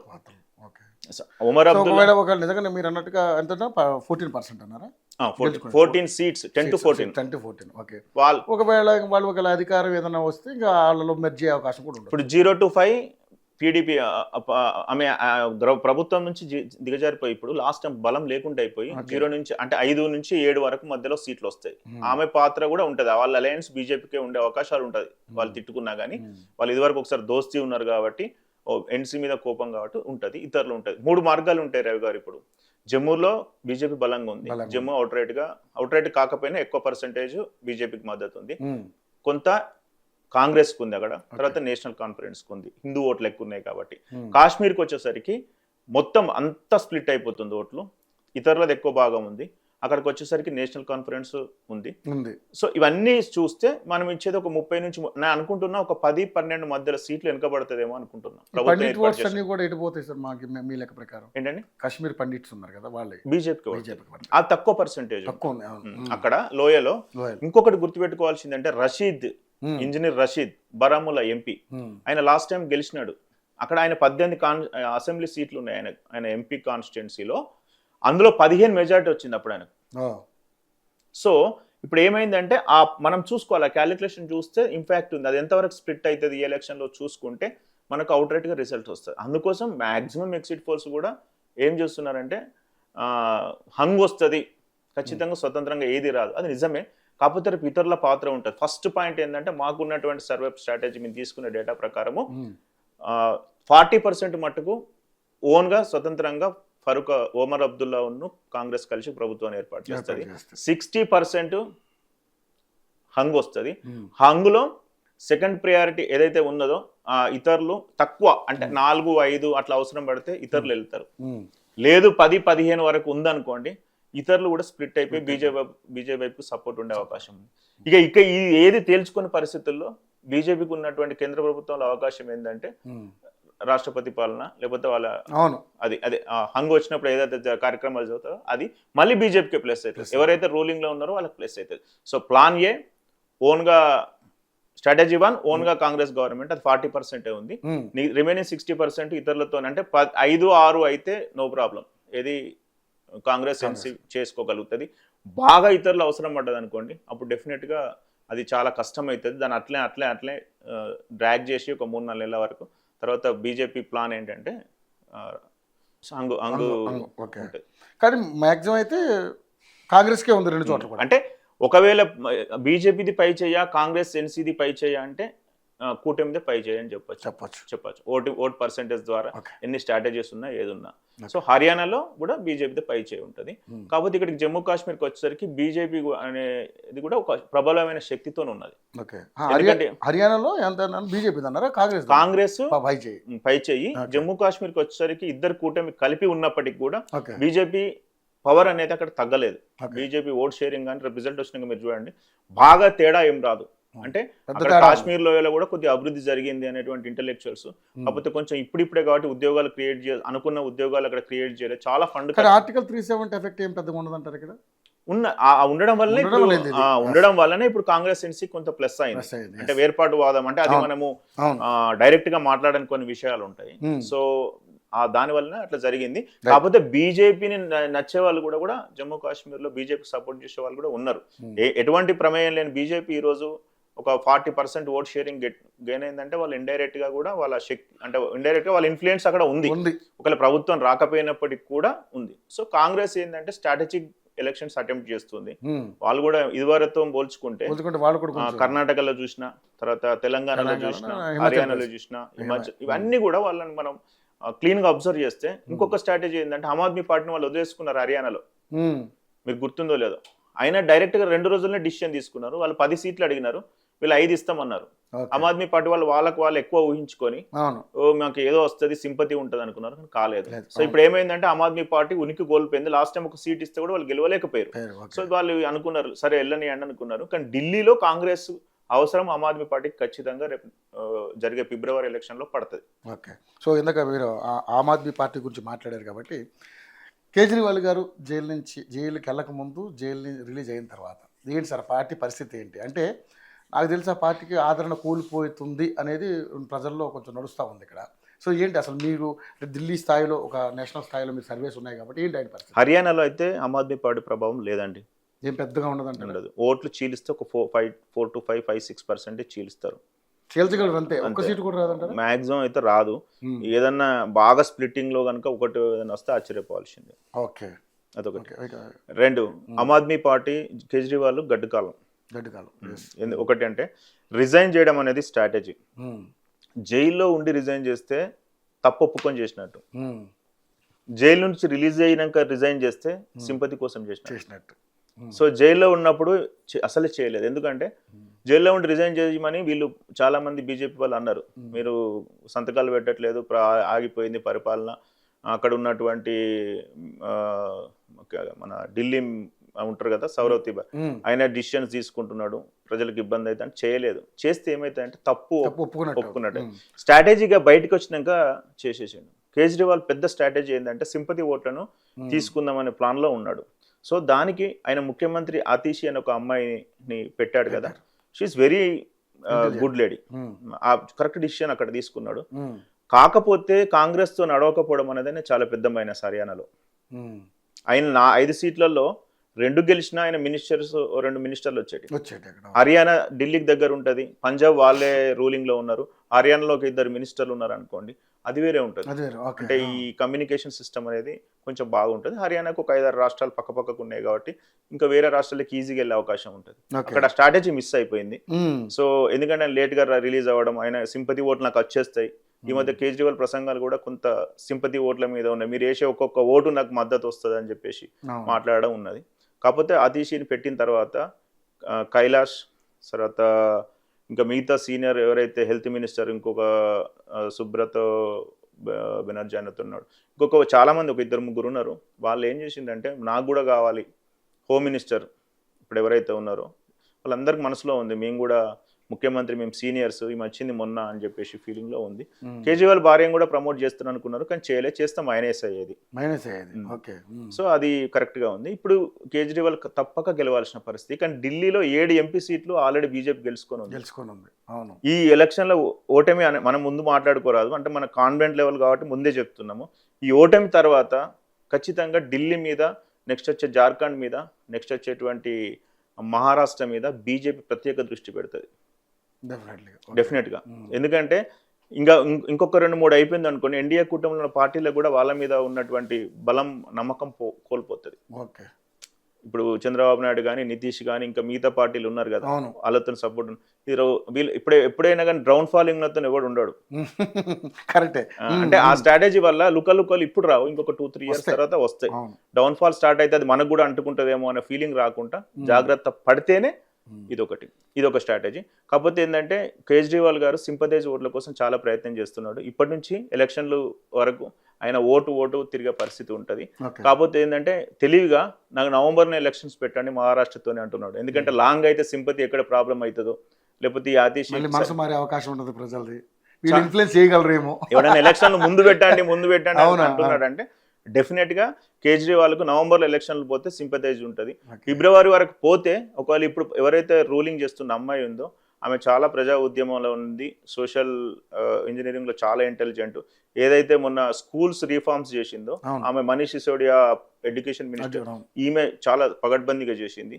తర్వాత ఈమె మీద ఎలాంటి అవినీతి లేదు. సో అతీషిక్ గనుక ఇండిపెండెంట్ ఫ్రీడమ్ ఇచ్చి ఆమె రిఫార్మ్స్ కనుక కరెక్ట్ గా సపోర్ట్ చేస్తే ఫిబ్రవరి వరకు ఉంచుకొని ఎలక్షన్లకు పోతే చాలా లాభం అవుతుంది. అంటే సింపథైజ్ ఓట్ల కంటే కూడా ఆతిష్ యొక్క రూలింగ్ మీదనే కేజ్రీవాల్ పోతే లాభం అవుతుంది తప్ప ఇమీడియట్ గా నాకు సింపథైజ్ ఓట్లు కావాలి, నువ్వు జైలుకు పోయింది స్వతంత్ర ఉద్యమం కోసం కాదు. ఏదో ఒక కేసులో ఇరుక్కుని వెళ్ళారు మీరు. ఒకసారి ఒక రూలింగ్ జైలుకు పోయిండు అంటే డెఫినెట్ గా అక్కడ ఏదో తప్పు జరుగుతూనే మన చట్టాలు, రాజ్యాంగం శిక్షిస్తుంది. కొన్ని చోట్ల జైలుకి వెళ్ళిన వాళ్ళకి పట్టం కట్టే అవకాశాలు ఉంటది.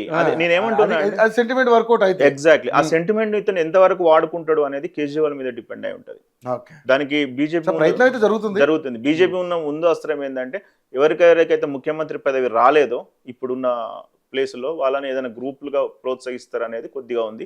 అక్కడ కాంగ్రెస్ పార్టీ నెక్స్ట్ ఖచ్చితంగా కూడా స్ట్రాటజీ ప్రకారం వాళ్ళ ఆమ్ ఆద్మీ పార్టీకి సపోర్ట్ చేస్తారు. వాళ్ళ అలయన్స్ లోనే ఫామ్ అయ్యే అవకాశం ఉంటుంది. ఎందుకంటే బీజేపీ కూడా మామూలుగా రాహుల్ గాంధీ గారికి ఒక టార్గెట్ మోడీ యొక్క చరిష్మా తగ్గేయడం.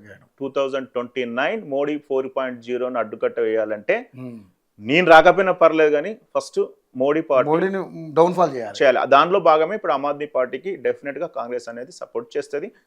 ఆమ్ ఆద్మీ ఒకవేళ కేజ్రీవాల్ గారు ఢిల్లీలో అధికారం కోల్పోతే దీని ఇంపాక్ట్ నెక్స్ట్ వచ్చే పంజాబ్ లో ఉంటది. తర్వాత కేజ్రీవాల్ యొక్క ఏదైతే ఉందో చరిష్మా ఎక్దమ్ డౌన్ ఫాల్ అయిపోతుంది. రైట్. ఇక ముఖ్యంగా చూసుకుంటే ఈ జమిలీ ఎలక్షన్స్ ఉన్నాయి సార్. జమిలీ ఎలక్షన్స్ వల్ల దేశానికి ఏదో పెద్ద ఒరుగుతుంది అనేది కొంతమంది మాట్లాడుతూ ఉన్నారు. ఇప్పుడు బీజేపీ పెద్దలే మాట్లాడుతూ ఉన్నారు. ఎందుకంటే మనది భారతదేశం అభివృద్ధి చెందుతూ ఉన్న దేశం అని అంటున్నారు, కానీ అభివృద్ధి చెందిన దేశంగా ఎంతవరకు మనం అభివర్ణించుకోలేకపోతున్నాం.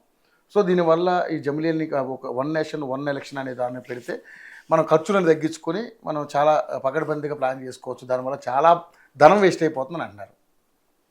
మరి నిజంగానే అటువంటి పరిస్థితి ఉంటే మరి జమిలీ ఎన్నికలు వర్కౌట్ ఎప్పుడో 57లో ఆ టైంలో జరిగిన ఫస్ట్ మనకు అప్పుడే జరిగినాయి. తర్వాత మళ్ళీ లేవు మనకి ఎలక్షన్స్, జమిలీ ఎలక్షన్స్. ఇప్పుడు వర్కౌట్ అవుద్దంటారా? అసలు ఇది రాంగ్ స్టేట్మెంట్. ఎలక్షన్ జరిగే ఖర్చులతోని దేశం బాగుపడుతుంది అనేది వెరీ, అది ఒక 10th క్లాస్ పిల్లల్ని అడిగినా కానీ కాదు. కానీ బీజేపీ అదే అంటే ఇప్పుడు బీజేపీ విధానాలు ఎట్లుంటాయంటే సబ్కా సాత్ సబ్కా వికాస్, ఆర్ ఎక్ బార్ 400, జై అయోధ్య, తర్వాత నవ కాశ్మీర్. అవును. సో ఒక నినాదంతో ఎప్పుడు ఉండదు. అంటే ట్రెండ్ని బట్టి, స్ట్రాటజీని బట్టి, ఎలక్షన్ బట్టి వాళ్ళ నినాదం మారుతుంది. సో జమిలీ ఎలక్షన్ వెనుక చాలా పెద్ద స్ట్రాటజీ ఉంది.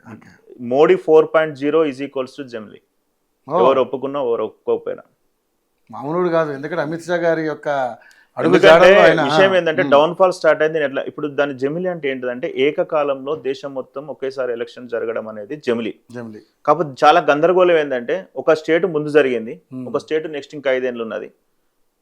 ఇవన్నిటిని ఎట్లా కన్సల్ట్ చేస్తాం? ఆల్రెడీ మన రాష్ట్రపతి గారు ఇచ్చే కమిటీ ప్రకారం గో హెడ్ అన్నారు. కేబినెట్ తీర్మానం రామ్నాథ్ కోవింద్ గారు కూడా సపోర్ట్ చేశారు దానికి. ఇప్పుడు మళ్ళీ శీతాకాల సమావేశాలు దాన్ని బిల్లు పాస్ చేస్తారు. కేబినెట్ తీర్మానం అయిపోయింది. రాజ్యాంగ సవరణ ఒకటి తీసుకొచ్చేసి పోతే ఎప్పుడైనా పెట్టుకోవచ్చు.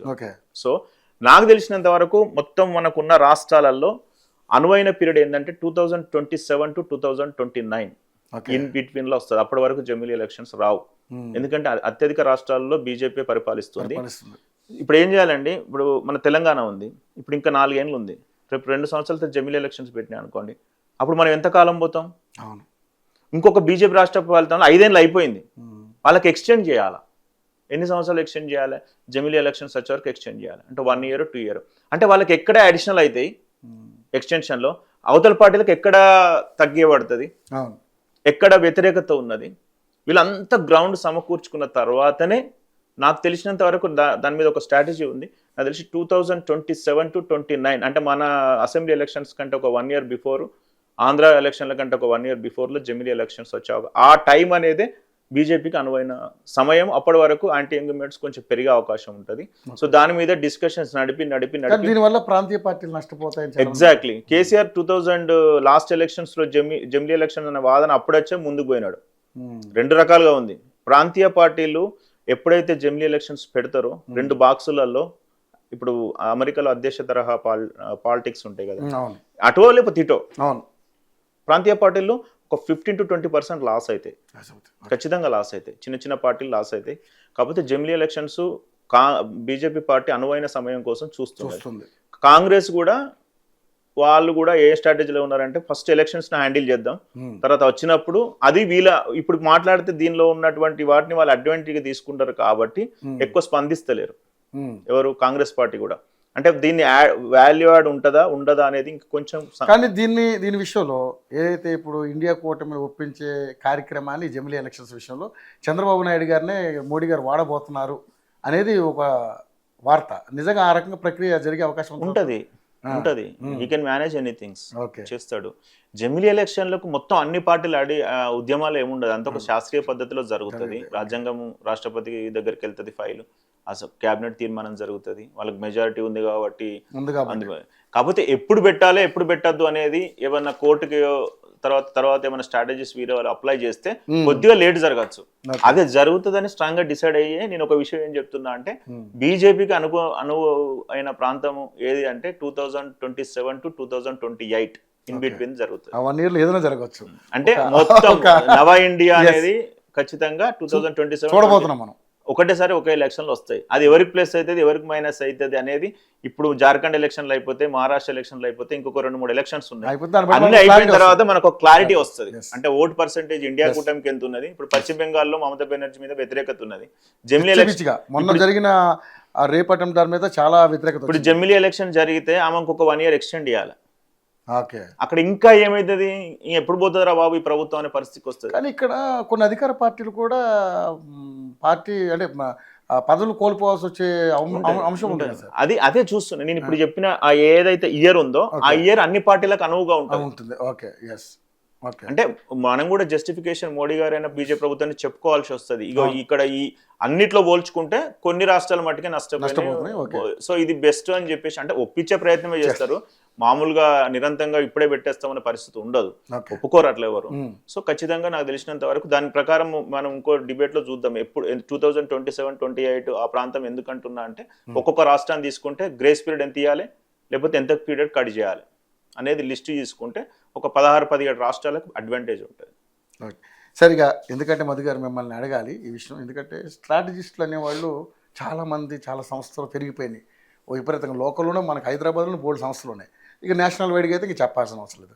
ప్రతి ఛానల్ కూడా ఒక స్ట్రాటజీ ప్లే చేస్తూ ఉంది. సో నిజంగానే మరి సర్వేలు అనేవి శాస్త్రీయబద్ధంగా జరుగుతాయంటారా, లేకపోతే ఏదో వేగ్గా అక్కడ ఉన్న అంచనాల ప్రకారం ఏదో వాళ్ళు చేస్తే? కానీ ఎందుకంటే ఇక్కడ మొన్న మీరు చెప్పినట్టు జరిగింది, అలాగే మన కేకే గారు చెప్పినట్టు జరిగింది. తెలంగాణలో మీరు చెప్పినట్టు జరిగింది, 64 అంటే 64 పక్కకు వచ్చినాయి. కేకే గారు కూడా పర్ఫెక్ట్గా చెప్పాడు ఆయన. ఎట్లా అంటే దీన్ని ఏ రకంగా చూడొచ్చు? అంటే దాని మీద పిచ్చ గ్రౌండ్ ప్రిపరేషన్ ఉంటుందా, లేకపోతే ఎలా చేస్తారు ఏంటంటే? అంటే ఇప్పుడు ఒక్కొక్క రాజకీయ పార్టీకి ఒక్కొక్క స్ట్రాటజిస్ట్ ఉంటాడండి. I don't want to reveal the name. అంటే some a some B is the top talented strategist అనుకోండి మీరు. మరి వాళ్ళు చెప్పినట్టు జరగలేదే? ప్రశాంత్ కిషోర్ గారు చెప్పినట్టు కొన్ని రాష్ట్రాలు ఫెయిల్ అయినాయి కదా. ఎప్పుడో జగన్ గారు గెలుస్తారని ఒకసారి చెప్పిన తర్వాత మళ్ళీ సక్సెస్ లేదు. సునీల్ కనుగోలు గారు చెప్పిన ఫెయిల్ అయినాయి కదా కొన్ని విషయాల్లో. ఇప్పుడు స్ట్రాటజీ అనేది, అనాలిసిస్ అనేది, సర్వే అనేది ఒకదానికి ఒకటి ఇంటర్ రిలేటెడ్. ఇది end to end system. Candidate selection దగ్గర నుంచి సాయంత్రం 6 గంటల వరకు బ్యాలెట్ క్లోజ్ అయ్యే వరకు మధ్యలో జరిగేటువంటి ఒక ఏదైతే ప్రాసెస్ ఉంటుందో ఆ ప్రాసెస్ తెలిసిన వాడే అనలిస్ట్గా ఉండగలుగుతాడు. అంతే తప్ప డాక్టర్ దగ్గరికి వచ్చి ఒక మందు రాసి నువ్వు వెళ్ళిపోయి మాత్ర వేసుకుంటూ సరిపోతానుగా, అది వేసుకుంటూ తగ్గకపోతే నెక్స్ట్ స్టెప్ డాక్టర్ తెలవాలా, అది వేసుకోకపోతే మళ్ళీ ఇంకా సర్జరీకి వెళ్ళాలా, లేకపోతే దీన్ని ఇంకా కొన్ని రోజులు పెండింగ్ పెట్టాలా, ఇదంతా ఒక సిస్టమ్ ఉంటుందండి. అయితే పాశ్చాత్య దేశాలలో ఎట్లా ఉంటదంటే మీరు ఎవరు ఓటేశారో అని అడిగింది అనుకోండి మైక్ పట్టుకొని, డెఫినెట్ గా వాళ్ళు చెప్పగలుగుతారు సమ్ ఎక్స్పర్ట్కి నేను ఓటేసిన. అక్కడ సర్వేస్ ఈజీ, ఆడ అబద్ధం ఆడరు. ఇక్కడ రాజకీయ నాయకులు ఓటర్ల మధ్యలో ఒకరికంటే ఒకరు తెలియకల్లో ఉంటారండి. వాని భార్య ఎవరిని కోటేసిందో వానికి కూడా తెలియదు. ఇప్పుడు ధర్మవరం అనేటువంటి దాంట్లో ఆంధ్రాలో ఒక బూత్ లో ఒక కార్పొరేటర్ వైకాపా ఉంటే ఒకటే ఓటు పడ్డదండి. నువ్వు ఏం స్ట్రాటజీ చెప్పగలవు? మన ఈయన ధర్మవరం కాదు, హిందూపురంలో అది చాలా పెద్ద ఇష్యూ అయింది. అది అంటే ఒకటి రవి గారు, ఫస్ట్ ఎట్లుంటదంటే దీని ప్రాసెస్ ఇది పెద్దది. అంటే ఇది ఫస్ట్ క్యాండిడేట్ సెలెక్షన్ తీసుకుంటామా, గ్రౌండ్ లెవెల్ తెలవాలి. గ్రౌండ్ లెవెల్ అంటే మీ కాన్స్టిట్యున్సీలో ఫస్ట్ ప్రాబ్లమ్స్ తెలవాలి. ఆ ప్రాబ్లమ్స్కి ఎఫెక్ట్ అయ్యేటువంటి వర్గాలు ఎంతమంది ఉన్నారో తెలుసుకోవాలి. ఎగ్జాంపుల్ మీ దాంట్లో మొత్తం ఇండస్ట్రీస్ ఉన్నాయనుకోండి, రైతులు తక్కువ ఉన్నారు అనుకోండి, మన ఫోకస్ అంతా ఇండస్ట్రీ వల్ల ప్లసెస్, ఇండస్ట్రీ వల్ల మైనస్, ఓటర్ ఎఫెక్టర్స్ అనేది తీసుకోవాలి. సో స్ట్రాటజీ అనేది, అనాలిసిస్ అనేది, సర్వే అనేది ప్లేస్ టు ప్లేస్ మారుతుంది. ఒకటే ఇక్కడ గుడ్డిగా చేసేటోళ్ళు ఏంటంటే ఎందుకు ఫెయిల్ అవుతున్నారు అంటే, ఇప్పుడు రాజకీయ నాయకులు కూడా కొంతమందిని సర్వే చేయించుకున్న సర్వే అంటే ఏంటంటే జనాభా లెక్కలు చేయిస్తున్నారు. జనాభా లెక్కలకు సర్వేలకు చాలా తేడా ఉందండి. నువ్వు ఇంటికి వెళ్ళి మా వైఫ్ నేను చెప్పిన ఓటేయదు, do you believe me? Booth card వేయొచ్చినాక కూడా నేను ఒక పార్టీకి ఓటేయమని చెప్తే బయటకు వచ్చి దానికి వేసినామంటే నవ్వుతుందండి. అంటే వాళ్ళకు స్వతంత్రంగా ఓటేసే రైట్ ఉంటుంది, చెప్పరు, ఎక్స్ప్రెస్ కారు. ఇవి డిస్కషన్స్ పెట్టి, చర్చలు పెట్టి, నార్మల్గా కూర్చొని ఎక్కడికైనా పోయినప్పుడు ఏం జరుగుతుందని తెలుసుకున్నప్పుడు దానికి ఇంకొక దగ్గర అంత కనెక్టివిటీ అయ్యి రైతులు, ఉద్యోగులు, నిరుద్యోగులు, పట్టభద్రులు, తర్వాత ఇంకేమన్నా స్కీమ్స్ హైలైట్గా ఉన్నాయా, కరెక్ట్గా వస్తున్నాయా, లేవా, వ్యతిరేకత ఎక్కడ వస్తుంది, అక్కడ ఉన్న పార్టీ నాయకుడు ప్రజలతో అనుసంధానం అయినాడా, నిజంగా పనులు చేస్తున్నాడా, పని చేసినట్టు యాక్ట్ చేస్తున్నాడా, కొంతమందిని విస్మరిస్తున్నాడా, పొలిటికల్ ఎజెండా ఏమైనా ఉందా, అక్కడ ఉన్నటువంటి కొన్ని బీసీలను, ఎస్సీలను పట్టించుకోలేకపోతున్నాడా, ఏదైనా స్టేట్మెంట్స్ రాంగ్ ఇస్తున్నారా? నిన్న చూసినాం కదా ఇలాంటి స్టేట్మెంట్స్. ఎంత మంచివాడైనా కానీ మైక్ పెట్టిన తర్వాత కరెక్ట్గా మాట్లాడలేకపోతే అక్కడ ఎన్ని బ్యాక్ ఎండ్ 100 కిడ్నీలు ఇచ్చినా పట్టించుకోరండి. సో ఇవన్నీ వెలసి ఒక విధానం ఉంటుంది, ఒక శాస్త్రీయమైన విధానం ఉంటుంది. మొన్న ఎగ్జిట్ పోల్స్ ఎందుకు ఫెయిల్ అయినాయి? 240, 250 ఎందుకు మైల్ రాయి వచ్చింది బీజేపీకి? పెద్ద పెద్ద ఛానల్స్ కదా, మామూలు కాదండి, అసలు నేషనల్ లెవెల్లో పెద్ద పెద్ద ఛానల్స్ మళ్ళీ చేసినాయి. మరి ఎందుకు రాలేదు? పర్సంటేజ్ ఎక్కడ ఉన్నది, శాస్త్రీయత ఎక్కడ ఉన్నది? ఎగ్జిట్ పోల్స్ ఫెయిల్ అయిన సందర్భాలు చాలా చూసినాం. అయినా వాళ్ళకి అట్లా ఉండదు. ఏంటంటే 20,000 మంచి మంచి అనలిస్టులు వచ్చి ఏదో చెప్తారు, అయిపోతుంది, అక్కడికి గెలుస్తుంది, తీరా చూసినా గెలవదు. సో ఖచ్చితంగా మీరు మంచి క్వశ్చన్ వేసిండ్రు. ఇది చాలా పెద్ద సబ్జెక్ట్. ఏది అనాలిసిస్, స్ట్రాటజీ, తర్వాత ఈ సర్వేస్ అనేటువంటివి ఇంటర్ రిలేటెడ్ ఉంటాయి. డేటా తీసుకోవడం కరెక్ట్ తీసుకోవాలి. ఇప్పుడు మీరు ఒక ఎమ్మెల్యేగా పోటీ చేస్తున్నారు, ఫస్ట్ ఆఫ్ ఆల్ నిజం చెప్పాలా, గెలుస్తారా, ఎంత డేటా ఉన్నది, ఎంత వ్యతిరేకత ఉన్నది, ఎప్పుడు report should be publish either facts. ఇప్పుడు సామాజిక వర్గాల గారు చూసుకున్నా కూడా పర్ఫెక్ట్గా అవన్నీ పడతాయని కూడా రూల్ లేదు. ఇప్పుడు బీసీ ఓట్లు ఉన్న దగ్గర ఎందుకు మనకు ఓసీ ఎమ్మెల్యేలు గెలుస్తున్నారు? ఇది పాయింట్. మరి బీసీ లీడర్ నిలబడ్డా కానీ ఓసీ ఎందుకు గెలుస్తున్నాడు? పర్సెంటేజ్ ఎక్కువ ఉన్నా కూడా అక్కడికి వచ్చేసరికి పట్టించుకోరండి. క్యాండిడేట్, పార్టీ, ఆయన ఒక స్ట్రాటజీ, చరిష్మా, ఇదివరకు బ్యాక్గ్రౌండ్, కొత్తగా ఏం ప్రామిసెస్ చేస్తున్నాడు, ఎందుకు కొంతమంది ఒకటే ఎలక్షన్స్కి వచ్చి మాయమైపోతారు, ఎందుకు చాలా రోజుల నుంచి నాయకులుగా నిలబడతారు, ఇవన్నీ ప్రజలు చాలా తెలియకల్లోరండి. ఇప్పుడు ప్రజల నాడిని పట్టడం అనేది చాలా కష్టం. ఇప్పుడు మీరు ప్రతి ఒక్కడు ఒక స్ట్రాటజిస్ట్. మీరు ఊళ్ళలోకి వెళ్ళి చెట్టు కింద కూర్చొని పెట్టండి, మీరు మైక్ పెట్టండి, లేకపోతే వాళ్ళ దగ్గర కూర్చుంటే మీరు చాలా విషయాలు నేర్చుకోవచ్చు వాళ్ళ దగ్గర. మనం అనుకుంటాం కదా ప్రజలు వీళ్ళకి ఏం తెలియదు అని అనుకుంటాం. ఇంటింటి మహిళ, ఒక్కొక్క మహిళ చాలా విషయాలు చెప్తుంది డిస్కషన్ లో. సో సోషల్ మీడియా వచ్చాక ఇంకా ఎక్కువ సోషల్ మీడియా ద్వారానే జరిగింది. అంటే మీరు ఇప్పుడు కొన్ని విషయాలు 300 సోషల్ మీడియాలో 300 నిమిషాలు టక్క మీరు పంపిస్తున్నారండి. మొబైల్ చేతిలో ఉంది, వాడు బస్సులో కూర్చొని మొత్తం నేర్చుకుంటున్నాడు. వానికి చెప్పాల్సిన అవసరం లేదు, వాడు డిసైడ్ అయిపోయింది మెంటల్ గా ఏది నిజం ఏది అబద్ధం అని. వాడు చర్చను ఏం చేస్తాడు, తెలుసుకోవాల్సిన పని కూడా లేదు ఆడికి, నీ ముందు పెడుతున్నావు. అందుకోసమే ఇప్పుడు డబ్బులు ఇచ్చిన హుజరాబాద్ లో ఏమైంది, డబ్బులు ఒక్కొక్క ఓటుకు 10,000, 15,000 వంచినా గానీ 450 కోట్లు ఖర్చు పెట్టిన. మరి ప్రజలు ఎందుకు ఓటేసినారు? డబ్బులు మద్యం అనేది మీరు చూడండి రాసి పెట్టుకొని రాను రాను తగ్గుతుంది. తగ్గుద్ది. అది కొంతవరకు తీసుకుంటారు. తగ్గుద్ది అంటారు సార్. ఎందుకంటే నాకు ఎప్పటి నుంచో కోరిక, ఒక సామాన్యుడు ఇప్పుడు మీరో నేనో లేకపోతే ఆ సారో పోటీ చేసే పరిస్థితి మనకు లేదు. ఒక ఎమ్మెల్యేగా నిలబడాలంటే 30-40 కోట్లు పెట్టుకోవాల్సిందే. అది కూడా సరిపోతుంది. మినిమం 100 కోట్లు. రవి గారు, డబ్బు అనేది వాల్యూ ఆడు. అంటే మీకు ఒక 30% వస్తుంది ఓటు. మీ క్యాంపెయినింగ్ స్టైలో, మీ మంచితనమో, మీ యొక్క పార్టీ మంచితనమో, లేకపోతే మీకున్న విజనో 30% వస్తుంది. ఈ డబ్బు మద్యం అనేది ఒక 5-10% మాత్రమే ఇంపాక్ట్ చూపెడుతుంది. నువ్వు పెట్టే 50 కోట్లు ఉన్నాయి కదా, అది 50-50 ఉండదా? ఛాన్స్ లేదు. అట్లా పెడితే మరి ఎన్ని మునుగోడు ఎలక్షన్లు ఎంత డబ్బు పెట్టారండి? మునుగోడు ఇది కూడా కదా మనం అది కూడా చూసాం. ఏది హుజూరాబాద్ కూడా చూసాం. హుజూరాబాద్ ఇట్లాంటి డబ్బు పెట్టిన ఎలక్షన్స్ లో ఎన్నో రిజల్ట్ తారుమారైనాయి. ఎన్నో 100 కోట్లు ఉన్న వాళ్ళు కూడా చాలా రోజుల నుంచి కూడా ఎమ్మెల్యే కావడానికి తహదాలు ఆడుతున్నారు, కానీ ఓడిపోతున్నారు. ఏమి రూపాయలు లేని వాళ్ళు ఎమ్మెల్యేలు కూడా ఉన్నారు. అంటే తక్కువ బడ్జెట్ లో ఎలక్షన్స్ మేము చూసినాం. ఎంతమంది ఎంతెంత అంటే డబ్బు ఉంటది, డబ్బు మద్యం ప్రభావం ఉంటది. దాన్ని ఎంటర్టైన్మెంట్ గా తీసుకుంటారు ప్రజలు కూడా. ఎవడిచ్చినా తీసుకోవాలి, వాడు నచ్చినట్టు దాన్ని తీసుకుంటాడు. ఓటు మాత్రం వాడికి ఎవరు గెలిచే పార్టీకి వేస్తారు, ప్రభుత్వం వ్యతిరేకతగా ఉన్న ఆపోజిట్ పార్టీకి వేస్తాడు. అని ఒక మళ్ళీ నెక్స్ట్ ప్రచారం చేస్తాడు, అందుబాటులో ఉంటాడా, తర్వాత ఈయన మనకు సాయం చేయగలుగుతారు చూసి బ్యాలెట్ బాక్స్ వేయముందట కరెక్ట్ డిసైడ్ అయ్యి ఓటేస్తాడు. మనం అనుకుంటాం కదా ఈ 1000 ఇచ్చినాం, ఇస్తే 1000 తీసుకుంటాడు. కానీ అది ఒక 5-10%. కాకపోతే 5-2% ఏంటంటే అదృష్టం కొద్ది వాళ్ళకు ఫ్యాక్టర్ ఆఫ్ విన్నింగ్ ఉంటుంది. అంటే గెలిచే 5-10% గెలిచే అవకాశం ఉంటుంది. ఆ గెలిచే అవకాశం ఉండడం వల్లనే ఈరోజు మన డబ్బుల కోసం ఎక్కువ ఖర్చు అనేది జరుగుతుంది. అంటే ఎందుకంటే సార్, గతంలో మనం హుజూరాబాద్లో చూసాం, డబ్బులు మాకు పంచిపెట్టలేదని చెప్పేసి ధర్నాలు చేశారు జనం, ఓటర్స్. అది ఎంత దారుణం అంటే ఎక్కడ ఎరుపు కలిగి ఎరగని రీతిలో జరిగింది. అది ఎవరు ఒకటి గుర్తుపెట్టుకోండి సార్, ఒకటి అలవాటు అయింది అనుకోండి, దాన్ని మళ్ళీ దాన్ని పోగొట్టడం చాలా కష్టం. అది ఏమైంది ఇప్పుడు, అప్పుడు సపరేట్ ఎలక్షన్ మాకు మేము చూసినాం కదా, అబ్జర్వ్ చేసినాము. 1 year 6 months ఏమో జరిగిందండి. దానిలో వినాయక చవితి వచ్చింది, దసరా వచ్చింది, దీపావళి వచ్చింది, అన్ని పండుగలు కవర్ అయిపోయినాయి. దసరాకి అయితే ఒక్కొక్కరు మీరు చూడండి 6 నెలల్లో అక్కడ ఉన్నటువంటి జమ్మికుంట ప్రాంతంలో ఉన్న, హుజూరాబాద్ లో ఉన్న మద్యం షాపులకు వచ్చినటువంటిది మొత్తం తెలంగాణ 90% అంటండి. ఆ రోజు 90% ఆదాయం వచ్చిందంటండి. అంటే లెక్కేసుకోండి. ఇంకా అంటే అక్కడ వాళ్ళ ప్రజలే కాదు, క్యాంపెయినింగ్ అది మంచిగా జరిగింది.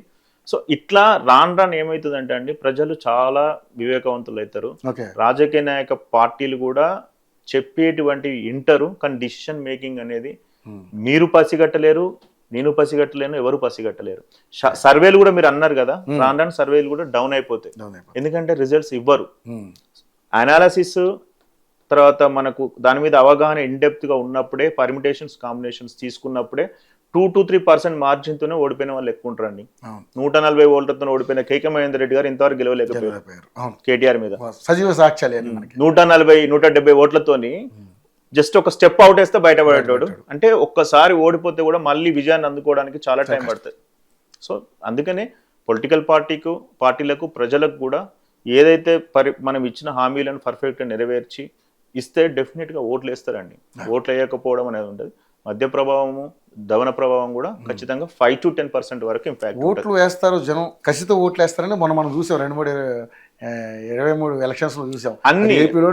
అన్ని సమూలంగా ఒక కర్రీ మంచిగా రావాలంటే ఎన్ని రకాల ఇంగ్రీడియంట్స్ అని బాగా 2023లో తెలంగాణలో సరిగా పడిపోయింది మొత్తం.